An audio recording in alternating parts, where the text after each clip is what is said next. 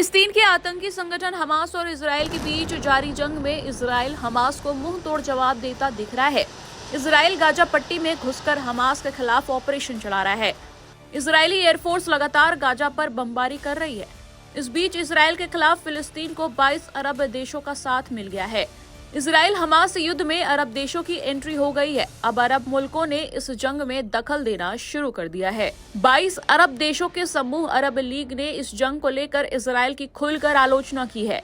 गौरतलब है कि इजराइल गाजा पट्टी पर लगातार हमले कर रहा है। इजरायली पीएम बेंजामिन नेतन्याहू ने गाजा का बिजली, खाना और पानी सब बंद कर दिया है। इजराइल ने गाजा की घेराबंदी तक कर दी है। इजराइल हमास युद्ध से अरब मुल्कों की परेशानी बढ़ी है और अब वो किसी भी हाल में इस जंग को खत्म करने की अपील कर रहे हैं। अरब देशों के विदेश मंत्री मिस्र ने काहिरा में अरब काउंसिल की बैठक में पहुंचे थे।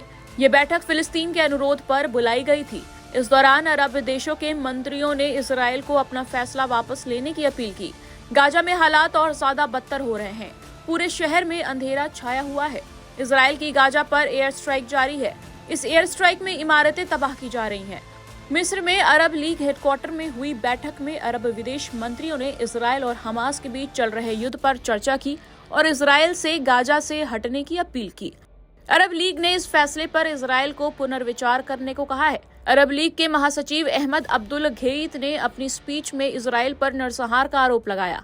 उन्होंने कहा कि हम गाजा में फिलिस्तीनियों के साथ अपनी एकजुटता दिखाते हैं क्योंकि उन्हें नरसंहार का सामना करना पड़ रहा है, जिसे तुरंत रोका जाना चाहिए और निंदा की जानी चाहिए। अरब लीग में 22 खाड़ी देश हैं, जिसमें सऊदी अरब, मिस्र, Iraq, Jordan, Kuwait, Lebanon, Libya, Mauritania, Morocco, Oman, फिलिस्तीन, Qatar, Somalia, Sudan, Syria, Tunisia, संयुक्त अरब अमीरात, यमन, अल्जीरिया, बहरीन, कोमोरोस और जिबूती शामिल है। ऐसे में अब देखना होगा कि अरब देशों की इस अपील का इजराइल हमास की जंग पर क्या असर होता है। टाइम्स नाउ नव भारत डिजिटल की रिपोर्ट।